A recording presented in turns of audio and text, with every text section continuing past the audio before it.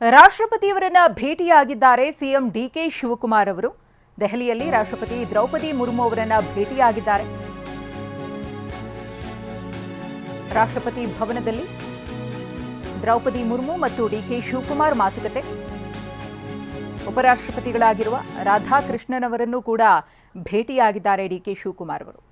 ಗಮನಿಸ್ತಾ ಇದ್ದೀರಿ, ಇದು ರಾಷ್ಟ್ರಪತಿ ದ್ರೌಪದಿ ಮುರ್ಮು ಅವರನ್ನ ಡಿಕೆ ಶಿವಕುಮಾರ್ ಅವರು ಭೇಟಿಯಾದ ಕ್ಷಣ.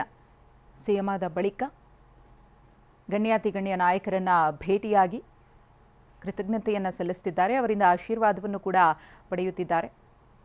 ರಾಷ್ಟ್ರಪತಿ ಮತ್ತು ಉಪರಾಷ್ಟ್ರಪತಿಗಳನ್ನು ಭೇಟಿಯಾಗಿ ಡಿಕೆ ಶಿವಕುಮಾರ್ ಅವರು ಮಾತುಕತೆಯನ್ನು ನಡೆಸಿದ್ದಾರೆ. ಕಾಂಗ್ರೆಸ್ ಹೈಕಮಾಂಡ್ ಮಟ್ಟದ ನಾಯಕರನ್ನ ಭೇಟಿಯಾಗಿ ಅವರಿಗೆ ಕೃತಜ್ಞತೆಯನ್ನು ಸಲ್ಲಿಸಿದರು. ಒಂದಷ್ಟು ವಿಚಾರಗಳ ಬಗ್ಗೆ ಚರ್ಚೆಯೂ ಕೂಡ ಆಯಿತು. ಈಗ ದೆಹಲಿಯಲ್ಲಿ ರಾಷ್ಟ್ರಪತಿ ಮತ್ತು ಉಪರಾಷ್ಟ್ರಪತಿಗಳನ್ನು ಭೇಟಿಯಾಗಿ ಅವರ ಜೊತೆಗೂ ಕೂಡ ಚರ್ಚೆಯನ್ನು ಮಾಡಿದ್ದಾರೆ.